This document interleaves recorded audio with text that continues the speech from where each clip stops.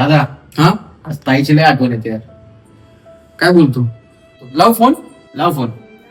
जायचं का भेटायला? चल चल जाऊया चल.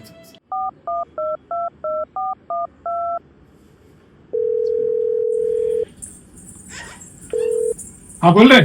हॅलो भाऊजी, आम्ही येतोय ताईला भेटायला. सरप्राईज. येत आहे. सांग तुझ्या ताईला सांग. हा अगं ऐकलंस का? हा काय म्हणता? तुझे भाऊ येत आहे. काय दादा आणि ऋषी येतात? हो. बरं मग एक काम करा, 4 किलो मटन, 2 किलो श्रीखंड, 4-5 पानं आणि